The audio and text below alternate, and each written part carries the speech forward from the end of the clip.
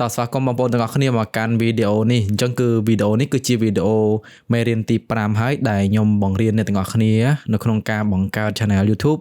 ឬក៏យើងធ្វើ YouTube បែបណាឲ្យវាត្រឹមត្រូវហើយការដែលយើងធ្វើ YouTube ពីកន្លងមកនេះហើយបងប្អូនទាំងអស់គ្នាបានយល់ដល់កម្រិតណាហើយអញ្ចឹងខ្ញុំតែងតែដាស់តឿនបងប្អូនទាំងអស់គ្នាជានិច្ចថាឲ្យបងប្អូនទាំងអស់គ្នាព្យាយាមតាមដានទៅលើមេរៀនរបស់ខ្ញុំព្រោះដោយសារតែខ្ញុំធ្វើចិត្តចប់ហើយបាទប្រហែលជាខ្ទង់5 6 7 វគ្គទៀតអាចនឹងត្រូវចប់បាទឬក៏តិចជាងនឹងក៏ថាបានដែរអញ្ចឹងនៅក្នុងមេរៀននេះគឺជាមេរៀនមួយដែលពិសេសពិសាលមែនទែនហើយខ្ញុំចង់ឲ្យអ្នកទាំងអស់គ្នាមើលដោយយកចិត្តទុកដាក់បាទតែឥឡូវមុននឹងយើងចូលទៅកាន់មេរៀនរបស់យើងខ្ញុំក៏ចង់សនេសនាជាមួយនឹងបងប្អូនទាំងអស់គ្នាផងដែរអញ្ចឹងអស់រយៈពេលជាច្រើនខែដែរហើយដែលខ្ញុំខានធ្វើជាមេរៀនសម្រាប់បង្រៀនបងប្អូនទាំងអស់គ្នានៅអំពី YouTube ទៀតអញ្ចឹងណាហើយក៏មានបងប្អូនគាត់នៅចាំមើលហើយក៏មានបងប្អូនមួយចំនួនខ្លះគាត់អត់បានចាំមើលអញ្ចឹងទៅហ្នឹងហើយអត់អីទេហើយថ្ងៃហ្នឹងយើងមកបរៀនខ្ញុំនៅតែបរៀនបងប្អូនទាំងអស់គ្នារឿយៗបាទអញ្ចឹងឥឡូវខ្ញុំចង់សួរបងប្អូនទាំងអស់គ្នាថាឥឡូវនេះមិនដែរសុខសប្បាយអត់ឬក៏មិនមកហើយព្រោះសារតែខែនេះចូលដល់ខែត្រជាក់ហើយបាទអញ្ចឹងវីដេអូនេះអាចនឹងមើលរាប់ខែទៅបាទបើសិនជាអ្នកទាំងអស់គ្នាប្រហែលជាលឺខ្ញុំនិយាយដល់ខែត្រជាក់អញ្ចឹងអាចនឹងឆ្ងល់ណាប៉ុន្តែខ្ញុំថតនេះគឺថតនៅថ្ងៃទីបាទថ្ងៃទី21ខែ11បាទខែ11ណាអញ្ចឹងគឺវាចូលដល់ខែត្រជាក់ហើយបាទអញ្ចឹងសម្រាប់អ្នកដែលគាត់មើលយូរឬក៏មើលតទៅមុខមួយឆ្នាំអីទៀតអញ្ចឹងទៅក៏អត់អីទេបាទអញ្ចឹងវីដេអូនេះគឺខ្ញុំនឹងបង្រៀនអ្នកទាំងអស់គ្នាអំពីការធ្វើ SEO នៅក្នុងវីដេអូរបស់យើងការធ្វើ SEO នេះគឺមានផលសំខាន់មែនទែនគឺវាមានសារៈសំខាន់បំផុតដែលអ្នកធ្វើ YouTube គ្រប់គ្នាគឺគាត់ត្រូវធ្វើបាទអញ្ចឹងអ្នកដែលធ្វើ YouTube គ្រប់គ្នាអត់អាចរំលងការធ្វើ SEO នៅក្នុងវីដេអូនេះបានទេបាទអញ្ចឹងគ្រប់វីដេអូរបស់យើងដែលយើងបង្កើតឡើងមកអ្នកទាំងអស់គ្នាត្រូវតែធ្វើSEO ឲ្យបានត្រឹមត្រូវហើយសម្រាប់មេរៀននេះខ្ញុំចង់ឲ្យអ្នកទាំងអស់គ្នាមើលដោយយកចិត្តទុកដាក់បំផុតអញ្ចឹងគឺសម្រាប់មេរៀននេះវាសំខាន់ហើយខ្ញុំលម្អិតវាអាចនឹងយូរណាស់អ្នកទាំងអស់គ្នាប៉ុន្តែអ្នកទាំងអស់គ្នាពេលដែលមើលវីដេអូនេះបើសិនជាខ្ញុំឡើងកន្លែងផ្ទាំងណាមកអ្នកទាំងអស់គ្នាគិតថាខ្លាចភ្លេចឬក៏មិនចង់ចាំអាចធ្វើការ scop ហើយ screenshot ទុកបានបាទបើមិនscope ឬក៏ screenshot ទេអ្នកទាំងអស់គ្នាអាចធ្វើការយកសភៅមកឬក៏ទៅសេតាមក៏បានដែរបាទព្រោះដោយសារតែមេរៀននេះគឺជាមេរៀនមួយដែលខ្ញុំរៀនមកដែរបាទដែលខ្ញុំសិក្សាមកបាទខ្ញុំក៏យកធ្វើជាវីដេអូមួយសម្រាប់ឲ្យអ្នកទាំងអស់គ្នាហ្នឹងមករៀនឲ្យបានត្រឹមត្រូវអញ្ចឹងគឺសម្រាប់ធ្វើ SEO នៅលើវីដេអូរបស់យើងខ្ញុំនិយាយបន្តិចបាទខ្ញុំនឹងប្រាប់អ្នកទាំងអស់គ្នាឥឡូវមកទៅដើម្បីកុំឲ្យវាវែងឆ្ងាយអញ្ចឹងណាការធ្វើ SEO នៅលើវីដេអូរបស់យើងទី1គឺការធ្វើឲ្យវីដេអូរបស់យើងហ្នឹងមានភាពលេចធ្លោជាងវីដេអូអ្នកដទៃឬក៏ស្មើវីដេអូអ្នកដទៃបាទឬក៏ក្បែរវីដេអូអ្នកដទៃស៊ីសងទៅតាម channel របស់អ្នកទាំងអស់គ្នាហ្នឹងតូចឬក៏ធំបាទមានអ្នកតាមដានច្រើនមាន engagement ច្រើនអញ្ចឹងទៅអញ្ចឹងការធ្វើ SEO នេះគឺមានន័យថាយើងធ្វើវីដេអូឲ្យវីដេអូរបស់យើងនេះងាយឆាប់ទៅចូលដល់បាទងាយឆាប់ចូលដល់ងាយឆាប់នឹងស្វែងរកងាយឆាប់នឹងឲ្យគេរកឃើញលឿនបាទអញ្ចឹងគឺគេហៅថាពាក្យថា SEO អូខេអញ្ចឹងតោះយើងទៅចូលមើល slide ទាំងអស់គ្នានៅក្នុងដែលខ្ញុំបង្ហាញអ្នកទាំងអស់គ្នាក្នុង slide នេះគឺជាមេរៀនមួយដ៏លម្អិតបំផុតហើយដែលខ្ញុំធ្លាប់ធ្វើមកបាទខ្ញុំចំណាយពេលវេលាdesign ឬក៏ធ្វើ slide នេះមកក៏យូរគ្រាន់បើដែរអូខេដោយសារតែខ្ញុំអត់សូវមានពេលអ្នកទាំងអស់គ្នាបើខ្ញុំមានពេលខ្ញុំធ្វើផ្លេតទៅហើយបាទក្នុងការធ្វើមេរៀនអីក៏ដោយអញ្ចឹងដោយសារតែខ្ញុំរវល់លេខកាត់អញ្ចឹងទៅក៏ចេះតែមិនសូវបានធ្វើជូនបងប្អូនទាំងអស់គ្នាទៅអូខេអញ្ចឹងសម្រាប់វីដេអូនេះខ្ញុំសូមទឹកចិត្តអ្នកទាំងអស់គ្នាត្រឹមតែម្នាក់មួយ share មួយ like ឬក៏ចុច subscribe channel ខ្ញុំបាទតែប៉ុណ្្នឹងឯងបាទបងប្អូនហើយចង់ support ចង់ឧបត្ថម្ភខ្ញុំតាមណាឧបត្ថម្ភលុយអីក៏ឧបត្ថម្ភទៅ link giveaway ក៏នៅក្រោមហ្នឹងឯងខ្ញុំមិនថាអីប៉ុន្មានទៅបាទដោយសារតែខ្ញុំចង់ចែករំលែកបងប្អូនទាំងអស់គ្នាអូខេតោះយើងចូលមកកាន់អេក្រង់កុំព្យូទ័រអញ្ចឹងអ្នកទាំងអស់គ្នានឹងមើលឃើញបាទ slide នេះដែលខ្ញុំដាក់ទៅបាទប្រហែលជាខ្ញុំនឹងត្រូវធ្វើ slide នឹងស៊ីគ្នាជាមួយនឹងវីដេអូអូខេអញ្ចឹងយើងចូលមកដល់ចំណុចទី1ដំបូងគេអ្នកទាំងអស់គ្នាបាទអញ្ចឹងខ្ញុំទៅសេថាអ្វីទៅជា SEO បាទអ្វីទៅជា SEO អញ្ចឹងខ្ញុំដាក់ពាក្យនៅហ្នឹងហើយអ្នកទាំងអស់គ្នាអាច screenshot បានណាបើ screenshot ក៏ screenshot ទៅណាបើចង់កត់ក៏កត់ទៅបាទអញ្ចឹងពាក្យ SEO គឺខ្ញុំដាក់នៅក្នុងឲ្យស្រេចបាទ SEO គឺជាពាក្យពី search engine optimization អញ្ចឹងមានន័យថាការបង្កើតគុណភាពនៃគេហទំព័រឬមាតិកាដើម្បីឲ្យវាត្រូវបានបង្ហាញទៅលើស្វែងរកបាទទៅលើការស្វែងរកបាទ search engine ដូចជា Google, Bing ឬ YouTube ជាដើមបាទនេះគឺជាពាក្យអត្ថន័យនៃការធ្វើ SEO មិនថាអ្នកទាំងអស់គ្នាធ្វើទៅលើ website ទេឬក៏ធ្វើ video content ទេការធ្វើ SEO នេះគឺសំខាន់បំផុតភាគច្រើនបងប្អូនរបស់យើងគាត់ធ្វើ YouTube គាត់ស្ទើរ SEO អញ្ចឹងឲ្យបានវីដេអូរបស់គាត់ហ្នឹងមិនសូវមានអ្នកមើលទេបាទមិនសូវឡើងបាទមិនសូវទទួលបានការចាប់អារម្មណ៍ហើយកន្លែងនេះខ្ញុំនិយាយបានមកដល់អ្នកទាំងអស់គ្នាសម្រិតសម្រាំង content យើងឲ្យច្បាស់លាស់សិនធ្វើវីដេអូរបស់យើងឲ្យមានគុណភាពបាទធ្វើវីដេអូរបស់យើងឲ្យមើលទៅត្រូវរឿងបាទតាក់ទាញបាទត្រូវតែពង្រឹងផ្នែក content ឲ្យបានច្បាស់ចាំធ្វើ SEO តាមក្រោយព្រោះតែកាលណាធ្វើ SEO ហើយគេឃើញយើងជាវីដេអូមួយឃើញយើងជាវីដេអូមួយដែលថាធ្វើទៅមិនសូវបានការអីធ្វើទៅមិនសូវបានផលប្រយោជន៍អីទោះជាអ្នកទាំងអស់គ្នាធ្វើ SEO ដងងាប់ទៀតក៏អត់មានតែគេចាប់អារម្មណ៍ដែរព្រោះគេស្គាល់យើងម្ដងហើយថាយើងធ្វើវីដេអូមកអត់មានប្រយោជន៍អីទេគេអត់ចង់មើលទោះឡើងទៅទៀតគេអត់មើលដែរកន្លែងនេះគឺប្រយ័ត្នបំផុតហ្មងអញ្ចឹងធ្វើវីដេអូលើ YouTube គឺត្រូវតែប្រយ័ត្នបាទអូខេអញ្ចឹងបន្ទាប់មកគឺអត្ថន័យសាមញ្ញគឺមានថា SEO មានន័យការធ្វើមាតិកាឬធ្វើវីដេអូរបស់អ្នក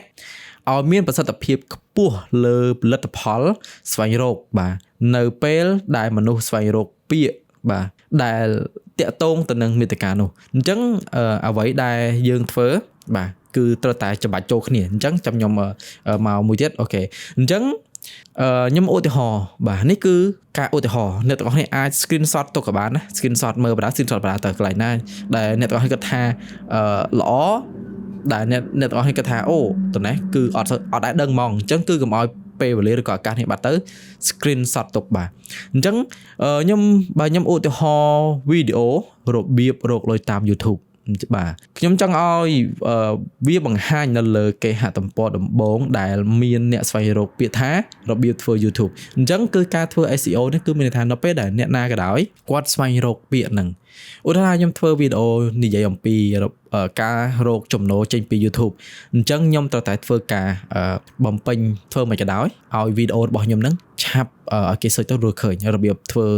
បរកលុយតាម YouTube អញ្ចឹងទៅ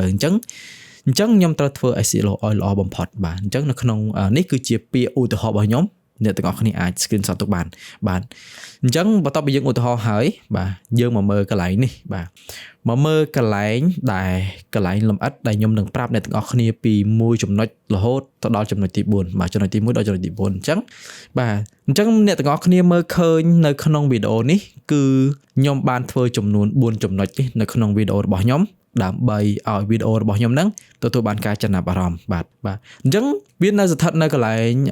វីដេអូ detail បាទវីដេអូ detail អញ្ចឹងគឺគ្រប់យ៉ាងគឺនៅកន្លែងវីដេអូ detail ចាំខ្ញុំបង្ហាញម្ដងមួយឲ្យអ្នកទាំងអស់គ្នាយល់អញ្ចឹងទី1មានអីគេទី1ពាក់ព័ន្ធជាមួយនឹងឈ្មោះវីដេអូរបស់យើងបាទកន្លែងនេះខ្ញុំធ្លាប់ធ្វើវីដេអូបញ្ជាក់អ្នកទាំងអស់គ្នាម្ដងហើយទី2គឺនៅកន្លែង description ទី3 thumbnail បាទទី4គឺជា tagបាទទាំង4ចំណុចនេះគឺសំខាន់បំផុតបើសិនជាអ្នកទាំងអស់គ្នាធ្វើ YouTube អ្នកទាំងគ្នាប៉ាកែឬក៏យល់ច្បាស់អំពី4ចំណុចនេះបាទមិនយូរទេអ្នកទាំងអស់គ្នាអាចរកចំណូលបានដោយងាយស្រួលចេញពី YouTube បានដូចគ្នាអញ្ចឹងតើចំណុចនីមួយនេះ4ចំណុចហ្នឹងវាមានអីខ្លះឥឡូវយើងចូលមកមើលទាំងអស់គ្នាចំណុចទី1គឺជា title ដែលខ្ញុំបាននិយាយបាញ់មិញហ្នឹងបាទ title អញ្ចឹងអ្នកទាំងអស់គ្នាមកអានមកកន្លែងចំណុចទី1នេះសិនដែលខ្ញុំដាក់មកណាបាទចំណងជើងឬក៏ title ចំណងជើងដែលទាក់ទាញអាចជួយអ្នកតាក់ទាញអ្នកមើលនៅពេលអ្នកបង្កើតចំណងជើងវីដេអូវាជាគំនិតល្អក្នុងការបញ្ចូលពាក្យគន្លឹះដែលទស្សនិកជនរបស់អ្នកទំនងជាប្រើនៅពេលស្វែងរកវីដេអូដូចជារបស់អ្នកបាទអញ្ចឹងបើសិនតែខ្ញុំអានទៅវាអត់សូវលូនទេអធិស្ឋានផងបាទ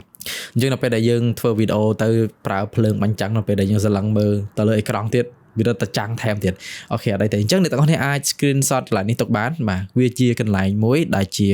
អ្នកទាំងអស់គ្នាគួរតែរៀនយល់ដឹងឲ្យបានច្បាស់អញ្ចឹងនៅក្នុងការប្រើទៅលើចំណងជើងអ្នកទាំងអស់គ្នាពេលមុនធ្វើវីដេអូបាទ កន្លែងនេះអ្នកទាំងអស់ស្ដាប់ខ្ញុំណា screenshot ទុកហើយស្ដាប់ខ្ញុំ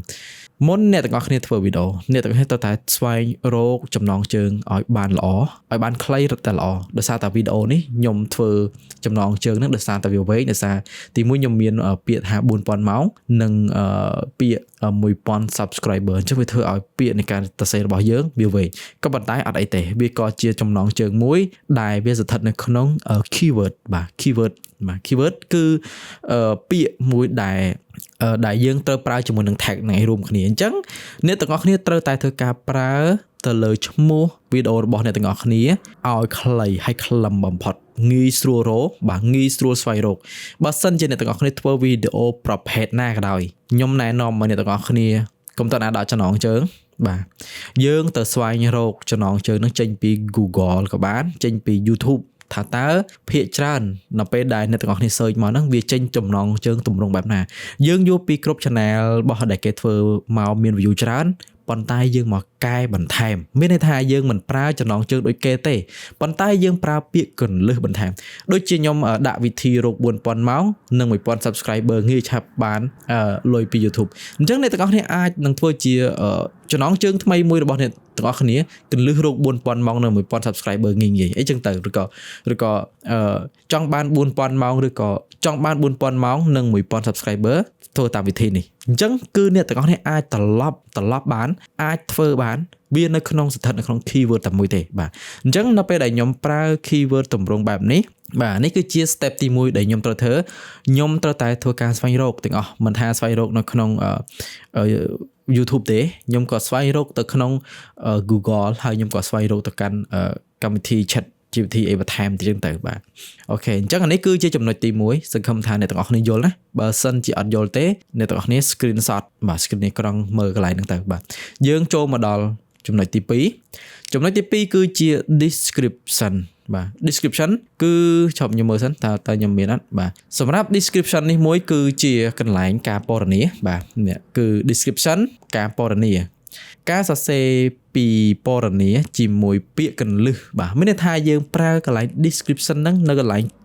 description ហ្នឹងអ្នកទាំងអស់គ្នាអាចបញ្ចូលពាក្យកន្លឹះដែលពាក់ព័ន្ធជាមួយនឹងវីដេអូយើងបានប៉ុន្តែកុំច្រើនឧទាហរណ៍ថាខ្ញុំសរសេរថាមិនថា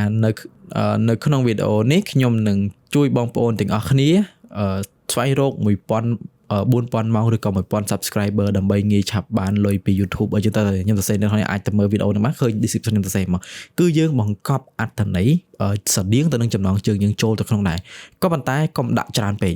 អ្នកទាំងអស់នេះមិនគួរឥឡូវគឺយើងអត់អាចប្រើ copy ពី line tag មកដាក់កន្លែង description បានទេឥឡូវអត់ធ្វើចឹងអត់បានទេធ្វើទៅអត់ដើរទេបាទអ្នកទាំងអស់នេះគួរតែប្រើពាក្យប្រយោគដែលពាក់ព័ន្ធជាមួយនឹងចំណងជើងរបស់យើងឬក៏យើងអាចនិយាយ 4-5 ប្រយោគហ្នឹងធ្វើមិនឲ្យវាមានលីឡំគ្នាជាមួយនឹងពាក្យដែលដូចទៅនឹងចំណងជើងរបស់យើងឬក៏ស្តៀងជាមួយនឹងចំណងជើងរបស់យើងផងដែរបាទ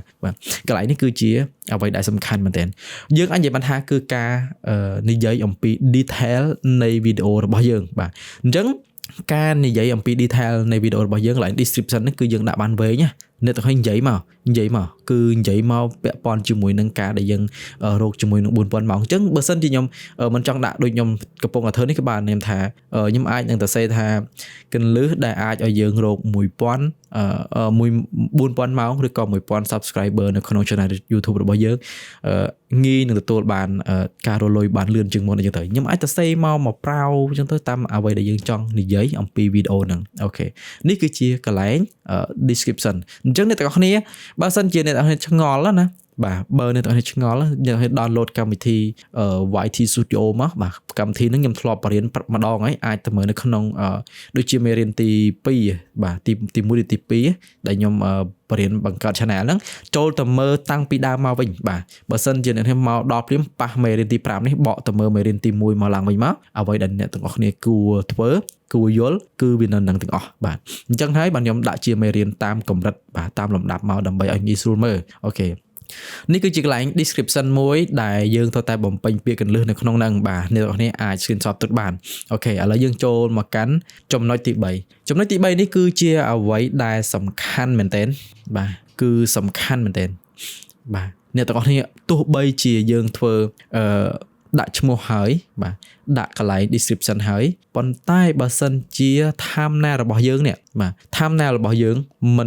មិនតាក់ទាញមិនជួយទាញទៀតក៏ពិបាកដែរសួរថាតើ thumbnail នេះយើងគួរធ្វើបែបណាសម្រាប់វីដេអូ thumbnail ខ្ញុំនឹងធ្វើវីដេអូមួយបែកចេញពីវីដេអូនេះដោយសារតែវីដេអូនេះវាមានច្រើនដំណាក់អញ្ចឹងទៅខ្ញុំក៏ត្រូវធ្វើវីដេអូផ្សេងមួយទៀតបាទអាចនឹងត្រូវជាមេរៀនទី6បន្ទាប់ពីមេរៀននេះបាទអញ្ចឹងគឺ thumbnail គឺវាត្រូវតែមានការបង្កប់អត្ថន័យឬក៏ធ្វើឲ្យមានភាពតាក់ទាញបាទអញ្ចឹងអ្នកទាំងអស់គ្នាអាច screenshot កន្លែងនេះបានហើយយកទៅអានបាទរូបភាពនៃវីដេអូបាទរូបភាពនៃវីដេអូអញ្ចឹងគឺភាសាអង់គ្លេសគេហៅថា thumbnail បើសិនជាយើងបកប្រែចំមកគឺថារូបភាពតូចរបស់វីដេអូអញ្ចឹងទៅវាទៅជាអញ្ចឹងវិញអញ្ចឹងអ្នកនេះអាចscreenshot កន្លែងនេះហើយយកទៅអានទៅបាទខ្ញុំដាក់ឲ្យជាអក្សរហ្នឹងអញ្ចឹងបើយើងអានគេដាក់ថារូបភាពតូចនៃវីដេអូអនុញ្ញាតឲ្យទស្សនិកជនរបស់អ្នកមើលរូបភាពសង្ខេបនៃវីដេអូរបស់អ្នកអាចជ្រើសរើសបាទពីជម្រើស YouTube បង្កើតដោយស្វ័យប្រវត្តិឬផ្ទុកឡើងជម្រើសផ្ទាល់ខ្លួនរបស់អ្នកប្រសិនបើគណនីរបស់អ្នកត្រូវបានទៀងផ្ទាត់បាទអញ្ចឹងមានន័យថាបើសិនជាអ្នកទាំងអស់គ្នាបង្កើត Channel YouTube ដំបូងអ្នកទាំងអស់គ្នាបានធ្វើការ verify ជាមួយនឹងអត្តសញ្ញាណប័ណ្ណឬក៏ verify ជាមួយនឹងលេខទូរស័ព្ទទើបយើងអាចធ្វើការដាក់ទៅលើ thumbnail បានបាទបើសិនជា Channel បង្កើតមកថ្មីមកដាក់បានទេអញ្ចឹងការសង្ខេបនៃរូបភាពរបស់យើងនេះវាមានអត្ថន័យជ្រៅមែនទែនចាំខ្ញុំដូចខ្ញុំនិយាយចឹងចាំធ្វើវីដេអូផ្សេងអាចត្រូវមេរៀនទី6ទៅបាទអូខេអញ្ចឹងកន្លែង thumbnail នេះគឺចាំធ្វើនៅមេរៀនទី6ម្ដងទៀតអូខេបន្ទាប់មកយើងចូលមកដល់កន្លែងចំណុចទី4គឺជាចំណុចមួយដែលសំខាន់បំផុតហ្មងគឺជាកន្លែងគេហៅថាពាក្យកន្លឹះបើសិនជាអ្នកទាំងអស់គ្នាខ្លាំងកន្លែងនេះវីដេអូរបស់អ្នកទាំងអស់គ្នាងាយរែងមែនទែនបាទដែលគេហៅថា tag អញ្ចឹងគឺការប្រើប្រាស់ tag នៅក្នុងវីដេអូរបស់យើងបាទអ្នកទាំងអស់គ្នាអាចអានបានណាស្លាកគឺជាពាក្យកន្លឹះពីពណ៌នាដែលអ្នកអាចបន្ថែមទៅក្នុងវីដេអូរបស់អ្នកដើម្បីជួយឲ្យអ្នកមើលស្វែងរកខ្លឹមសាររបស់អ្នកចំណងជើងរូបភាពតូចការពណ៌នារបស់វីដេអូរបស់អ្នកគឺជាបំណែកទិន្នន័យ meta សំខាន់សម្រាប់ការស្វែងរកវីដេអូរបស់អ្នកព័ត៌មានសំខាន់ទាំងនេះជួយឲ្យអ្នកមើលសម្រេចចិត្តថាត្រូវមើលវីដេអូណាអញ្ចឹងគឺកន្លែងនេះសំខាន់ណាស់បងប្អូនទាំងអស់គ្នាអញ្ចឹងកាលណាដែលយើងធ្វើទៅលើ keyword កន្លែងនេះបាទកន្លែង tag កន្លែងនេះគឺជាបំណែកមួយនៃ data របស់វីដេអូរបស់យើងនេះហើយគេហៅថា algorithm បាទអញ្ចឹងនៅពេលដែលយើងប្រើ tag កន្លែងនេះឲ្យចំជាមួយនឹង keyword របស់យើងឲ្យចំជាមួយនឹងឈ្មោះតាំងពីឈ្មោះមកណាបាទតាំងពី title មកតាំងពី description មកតាំងពីthumbnail មករហូតមកដល់ tag នេះយើងត្រូវតែធ្វើតម្រង់ស្រដៀងគ្នាគាត់ថាកន្លែង tag នេះគឺវាចាប់ជាពាក្យវិញបាទចាប់ជាពាក្យមួយអ្នកទាំងអស់គ្នាអាចធ្វើ tag នេះបានបើសិនជាអ្នកទាំងអស់គ្នាចង់ដឹងថាចុះបើសិនជាខ្ញុំចង់ធ្វើ tag ដោយខ្លួនឯងបានអ្នកទាំងអស់គ្នាយកគំនិតអ្នកទាំងអស់គ្នានឹងធ្វើវិញភាគច្រើនគឺខ្ញុំធ្វើអញ្ចឹងបាទភាគច្រើនគឺខ្ញុំធ្វើអញ្ចឹងខ្ញុំយក tag មកពី Google យក tag មកពីកន្លែងផ្សេងមកតិចភាគតិចគឺភាគច្រើនខ្ញុំអង្គុយរកនៅខ្លួនឯងចុះបើសិនជាខ្ញុំចង់ស្វែងរកតើខ្ញុំធ្វើមិនបាន 4000 ម៉ោងណោះអញ្ចឹងខ្ញុំដាក់ពាក្យនឹងចូលបាត់បាទខ្ញុំដាក់ពាក្យនឹងតើធ្វើមិនបាន 4000 ម៉ោងនឹង 1000 subscriber ណាបាទអាហ្នឹងឯងក៏ជា tag ដូចគ្នាចង់បាន 4000 ម៉ោងចង់បាន 1000 subscriber តើគួរធ្វើមិនបាទយើងដាក់ធ្វើជា tag បានដូចគ្នាវាអាចកើតចេញពីសំណួររបស់យើងវាអាចកើតចេញពីសំណួរអ្នកដទៃនៅពេលដែលយើងអស់អ្វីដែលយើងចង់សួរយើងទៅសួរអ្នកដទៃម្ដងថាបងបើសិនជាបងឯងចង់បាន 4000 ម៉ោងឬក៏ 1000 subscriber បងឯងគួរធ្វើមិនបងឯងស្វែងរកនៅក្នុង YouTube បងឯងធ្វើមិនដល់ពេលដែលគាត់និយាយនឹងពេលពាក្យដែលគាត់និយាយហ្នឹងយើងយកមកដាក់ធ្វើជា tag បានព្រោះ tag នេះគឺជាបណ្ដុំនៃការស្វែងរកទាំងអស់អ្នកទាំងអស់គ្នានៅពេលដែលអ្នកណាក៏ដោយគេមើលវីដេអូស្តៀងនឹងវីដេអូរបស់យើងដល់ពេលដែលយើងបុកកន្លែង tag នេះខ្លាំងគឺវីដេអូយើងនៅអែបគេដែរបាទអញ្ចឹងគឺកន្លែងនេះសំខាន់បំផុតអ្នកទាំងអស់គ្នាអាចប្រើ tag នេះបានបាទអញ្ចឹងខ្ញុំមានចំនួនមានកម្មវិធីជំនួយបាទដែលខ្ញុំនឹងប្រាប់អ្នកទាំងអស់គ្នាថាតើយើងរក tag នេះដាក់នៅកន្លែងនេះគឺយើងអាចរកមកពីណាបានខ្លះ ទី1យើងអាចរកចេញពីខ្លួនយើងបាទតើឥឡូវយើងទៅមើលកម្មវិធីទាំងអស់ហ្នឹងដែលខ្ញុំត្រូវប្រើកម្មវិធីជំនួយនេះគឺជាកម្មវិធីជំនួយដែលខ្ញុំត្រូវប្រាប់អ្នកទាំងអស់គ្នាអញ្ចឹងកម្មវិធីជំនួយដែលខ្ញុំរក tag ហ្នឹងបានដើម្បីយកមកធ្វើឲ្យវីដេអូរបស់ខ្ញុំហ្នឹងឆាប់បានទទួលអ្នកមើលច្រើនគឺទី1ខ្ញុំទៅរក tag ហ្នឹងចេញពី Google បាទ keyword មានន័យថាកម្មវិធីជំនួយស្វែងរក keyword អញ្ចឹងនៅពេលដែលខ្ញុំចូលទៅ Google ខ្ញុំវាយពាក្យនឹងភ្លាមបាទឧទាហរណ៍ខ្ញុំចង់ធ្វើអីគេខ្ញុំចង់ធ្វើវីដេអូនិយាយអំពី 4000 ម៉ោងនិង 1000 subscriber នៅពេលដែលខ្ញុំដាក់ទៅវាថាវិធីរក 4000 ម៉ោងនិង 1000 subscriber គឺវាមានជា list មកបាទវាមានជាចំណងជើងដែលភាគច្រើននៃការស្វែងរករបស់អ្នកដែលគេប្រើហ្នឹងគឺមកហ្នឹងគឺយើង copy ហ្នឹងយកទៅដាក់បានហើយការធ្វើបែបហ្នឹងចាំខ្ញុំធ្វើជាវីដេអូបបែកម្ដងមួយបាទដើម្បីកុំឲ្យអ្នកទាំងអស់គ្នាវល់អានេះគឺដាក់ជាវីដេអូនៃការបត់បង្ហាញឬក៏ជួយឲ្យអ្នកទាំងអស់គ្នាហ្នឹងយល់បានមួយកម្រិតធំហើយបាទនៅពេលដែលវីដេអូនេះចេញគឺអ្នកទាំងអស់គ្នាយល់បានដល់ 50% ហើយនៅក្នុងការធ្វើ SEO នៃវីដេអូរបស់យើងបាទអញ្ចឹងកម្មវិធីជំនួយរបស់ខ្ញុំគឺខ្ញុំមានទី1គឺជា Google បាទទី2គឺ vidIQ បាទអញ្ចឹងគឺកម្មវិធី vidIQ នេះគឺនៅពេលដែលយើងផុសឡើងគឺ vidIQ នឹងជួយទាញរកទិន្នន័យដែល keyword មកឲ្យយើងបានច្រើនមែនទែនហើយអ្នកទាំងអស់គ្នាបើសិនជាចង់បង្កើត vidIQ អីអាចបង្កើតបាន link នៅ description ទៅបើសិនជាអ្នកទាំងអស់គ្នាចង់បង្កើតឥឡូវនេះចុច link នៅហ្នឹងទៅអ្នកទាំងអស់គ្នានឹងបានបញ្ចុះតម្លៃដល់ទៅត្រឹមតែ1ខែ$14ទេបាទចុច link នៅកន្លែង description ហ្នឹងទៅបាទហើយយើងបង្កើតទៅបើសិនជាអ្នកទាំងអស់គ្នាចង់ប្រើហ្នឹងតែបើសិនជាអត់ទាន់ចេះទេអ្នកទាំងអស់គ្នាក៏ចុចទុកសិនក៏បានដែរមិនតាន់បង់លុយក៏បានដែរប៉ុន្តែនៅពេលដែលផុតកំណត់គឺនឹងចូលមួយខែ$19វិញបាទអូខេហើយបន្ទាប់មកគឺខ្ញុំមានកម្មវិធីមួយទៀតគឺជាកម្មវិធី YouTube Trend បាទ YouTube Trend បាទ YouTube Trend ហ្នឹងគឺយើងប្រើសម្រាប់មើលទៅលើ trend ណាដែលកំពុងល្បីនៅក្នុង YouTube ដែលនៅក្នុងប្រទេសខ្មែររបស់យើងដូចថា trend ប្រភេទ content ណាដែលវា trend កំពុងតែ viral នៅក្នុងYouTube ចឹងយើងអាចនឹងមើលឃើញតន់យើងអាចនឹងដឹង topic របស់គេយើងអាចនឹងធ្វើវីដេអូនឹងឡើងមកបានដូចគ្នាអូខេអញ្ចឹងដោយសារតែឥឡូវនេះវាកំពុងតែ trend ល្បីរឿងពាក់ព័ន្ធជាមួយនឹងសង្គ្រាមបាទរវាងខ្មែរយើងនិងថៃចឹងដោយសារតែខ្ញុំអត់យក content អត់ topic នឹងយកមកធ្វើវីដេអូទេបាទអញ្ចឹងបន្ទាប់ពីខ្ញុំប្រើ YouTube Trend ហើយគឺខ្ញុំប្រើទៅលើកម្មវិធីទៀតគឺជា Google Trend បាទ Google Trend គឺពិសេសត្រង់ថាយើងអាចស្វែងរកមើលទិន្នន័យថ្មីៗដែលមនុស្សភាគច្រើនស្វែងរកនៅក្នុងប្រទេសកម្ពុជារបស់យើងសូម្បីតែ YouTube ក៏យើងអាចមើលឃើញដែរខ្ញុំបាន topic ខ្លះចេញពី Google Trend និង YouTube Trend ដើម្បីយកមកធ្វើជាវីដេអូឲ្យអ្នកទាំងអស់គ្នាទស្សនាភាគច្រើនដែលអ្នកទាំងអស់គ្នាទស្សនាឬក៏ឃើញខ្ញុំហ្នឹងគឺភាគច្រើនដែលអ្នកទាំងអស់គ្នាកំពុងតែស្វែងរកបាទអញ្ចឹងអ្នកទាំងអស់គ្នាអត់ដឹងខ្លួនទេថាតើអ្នកទាំងអស់គ្នាកំពុងតែស្វែងរកអីនៅក្នុង YouTube អញ្ចឹងខ្ញុំបើកមកគឺខ្ញុំឃើញភាគរយច្រើននៃការស្វែងរកនៅក្នុង YouTube ក៏ដោយអញ្ចឹងគឺខ្ញុំប្រើ topic ទាំងអស់ហ្នឹងយកមកធ្វើជាវីដេអូដើម្បីបង្កើតឲ្យអ្នកទាំងអស់គ្នាទស្សនាឲ្យឆាប់បានទទួលបាន view ច្រើននេះក៏ជា technique មួយនៅក្នុងការធ្វើអ្នកទាំងអស់គ្នាគួរតែចេះប្រើទៅលើ tool ទាំងអស់នេះយើងអាចនិយាយបានថា tool ក៏បានតែប៉ុន្តែពួកវាមិនមែនជា tool ទេជា website ជាកម្មវិធីបាទមានតែ tool មួយគឺ vidIQ នេះបាទ vidIQ កម្មវិធី vidIQ ហ្នឹងគឺជា tool បាទប៉ុន្តែសម្រាប់ Google Trend នេះគឺការចាប់យកទិន្នន័យបាទចំនួនមនុស្សដែលគេកំពុងតែស្វែងរកទៅលើអ្វីមួយដែលកំពុងតែ hit កំពុងតែពេញនិយមអញ្ចឹងគឺយើងមើលឃើញរូបជាអក្សរមកថាគេកំពុងតែស្វែងរកអីច្រើនជាងគេបាទនៅពេលមួយអាទិត្យហ្នឹងនៅពេលមួយខែហ្នឹងឬក៏នៅពេល4ម៉ោងហ្នឹងបាទបើថា4ម៉ោងវាពិបាករកពេកប៉ុន្តែនៅពេលដែលខ្ញុំស្វែងរកទៅគឺភាគច្រើនដូចជាចម្រៀងបាទគាត់ស្វែងរកតែចម្រៀងហើយស្វែងរកតែប្រភេទអីផ្សេងអញ្ចឹងទៅបាទប៉ុន្តែបើសិនជាអានេះខ្ញុំប្រើតែ Google Trend ណាបាទបើសិនជាយើង search មើល website ផងគឺបាទស្វែងរកអិចច្រើនមែនទែនអានេះខ្ញុំចង់និយាយបាទតាមតាណាថ្មីទៅចាអូខេអញ្ចឹងនេះគឺជាកម្មវិធីជំនួយមួយដែលខ្ញុំធ្វើរាល់ថ្ងៃអញ្ចឹងយើងមានតែប៉ុណ្្នឹងឯងបាទសម្រាប់វីដេអូនេះគឺខ្ញុំលម្អិតអស់ប៉ុណ្្នឹងឯងហើយនៅក្នុងការដែលយើងត្រូវរក keyword ក៏ខ្ញុំបានប្រាប់ដែរ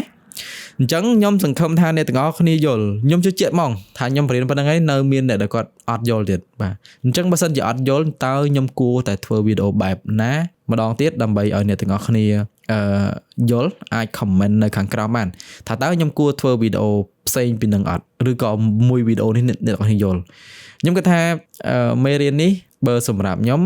ដែលខ្ញុំតាំងចិត្តធ្វើណា គឺខ្ញុំទៅសិក្សាអំពីការធ្វើ YouTube នឹងឲ្យច្បាស់លាស់សិនដល់ពេលដែលអ្នកទាំងអស់គ្នាមើលឃើញពីក្រងសាងពីក្រងបាទពីកម្រងនៃយើងនិយាយថាមើលឃើញពីឆ្អឹងឆ្អែងរបស់ YouTube ហើយថាតើ YouTube ត្រូវការអីខ្លះអ្វីដែលខ្ញុំបង្ហាញអ្នកទាំងអស់គ្នានេះគឺអ្នកទាំងអស់គ្នានឹងឆាប់ចាប់បានមែនទេបាទបើសិនជាអ្នកទាំងអស់គ្នាអត់តន់ប្លុកធ្វើទេអ្នកទាំងអស់គ្នាមកដល់កន្លែងនេះមួយគឺមានអារម្មណ៍ថាអ្នកទាំងអស់គ្នារៀនថ្នាក់ទី1ប៉ុន្តែអ្នកទាំងអស់គ្នាមកមើលមេរៀនថ្នាក់ទី6បាទអញ្ចឹងវាធ្វើឲ្យការធ្វើរបស់យើងហ្នឹងវាពិបាកអ្នកទាំងអស់គ្នាគួរតែចាប់ផ្ដើមពីចំណុចទី1ដែលខ្ញុំដាក់នៅក្នុងវីដេអូមកអញ្ចឹងហើយបាទខ្ញុំដាក់មានលំដាប់លំដោយមកដោយសារតែខ្ញុំជាអ្នកចូលចិត្តសិក្សាចូលចិត្តស្វែងយល់ណាអញ្ចឹងអ្នកទាំងអស់គ្នារៀនពីខ្ញុំមកហើយតន់ខ្ញុំនៅកម្រិតលើសអ្នកទាំងអស់គ្នាមិនច្រើនណាវាប្រៀបបានបើសិនជាអ្នកទាំងអស់គ្នាកំពុងតែចង់រៀនថ្នាក់ទី1ឯងប៉ុន្តែអ្នកទាំងអស់គ្នាតរៀនជាមួយអ្នកថ្នាក់ទី12វាអាចនឹងពិបាកនឹងស្ដាប់បន្តិចបាទការនិយាយស្ដីបាទការបទពិសោធន៍របស់គាត់ឬក៏បញ្ហាដែលគាត់ធ្លាប់ជួបហ្នឹងគាត់ជួបតែបញ្ហាធំលើសពីអ្វីដែលយើងធ្លាប់ទទួលយកបានអញ្ចឹងអ្នកទាំងអស់គ្នារៀនជាមួយខ្ញុំគឺខ្ញុំអ្នកទាំងអស់គ្នានៅថ្នាក់ទី1ខ្ញុំឧទាហរណ៍ណាប៉ុន្តែខ្ញុំនៅត្រឹមថ្នាក់ទី5បាទខ្ញុំលើសអ្នកទាំងអស់គ្នាត្រឹមតែ4ថ្នាក់បាទ4ថ្នាក់ទេអញ្ចឹងអាបញ្ហាដែលខ្ញុំជួបភ្លាមអាលទ្ធផលដែលខ្ញុំជួបភ្លាមគឺខ្ញុំអាចផ្ដល់ឲ្យអ្នកទាំងអស់គ្នាភ្លាមអ្នកទាំងអស់គ្នាអាចទទួលយកភ្លាមបានតន់ខ្ញុំនៅថ្នាក់ទៀតអញ្ចឹងបើសិនជាខ្ញុំធ្វើទៅរៀងជ្រៅជាងនឹងឬក៏ខ្ញុំឡើងទៅរៀងបានធំជាងនឹងហើយខ្ញុំអត់សូវមានឱកាសប្រាប់អ្នកទាំងអស់គ្នាអំពីបញ្ហាទាំងអស់នេះទេអញ្ចឹងហើយបានខ្ញុំមកលំអិតកន្លែងនេះដោយសារតែការដែលខ្ញុំធ្វើ YouTube ពីមុនគឺខ្ញុំខ្វះខាតកន្លែងហ្នឹងច្រើនមែនទែនខ្ញុំអត់ដឹងថា YouTube វាត្រូវការចំណុចទាំងអស់នេះទេបាទចំណុចទាំង4ដែលខ្ញុំដាក់ឲ្យអ្នកទាំងអស់ឃើញមិញហ្នឹងឥឡូវខ្ញុំឡើងរូបភាពរបស់អ្នកទាំងអស់គ្នាមើលបាទចំណុចទាំង4ដែលខ្ញុំដាក់ឲ្យអ្នកទាំងអស់គ្នាមើលហ្នឹងគឺចំណុចទាំងអស់ហ្នឹងហើយដែល YouTube វាត្រូវការដើម្បីឲ្យវីដេអូរបស់យើងហ្នឹងឡើងទៅកាន់អ្នកដែលគេចូលចិត្តមើលហ្នឹងឲ្យបានច្រើនបំផុតហើយមកបាទសួរថាតើ YouTube ត្រូវការទាំង4ហ្នឹងដើម្បីអីបាទអញ្ចឹងគឺដូចគ្នាឥឡូវខ្ញុំឧទាហរណ៍ថាអ្នកទាំងអស់គ្នាបើកបាទហាងកាហ្វេបាទហាងកាហ្វេរបស់យើងបាទហាងកាហ្វេមួយដែលអ្នកទាំងអស់គ្នាគិតថាអូហាងកាហ្វេគេធ្វើមក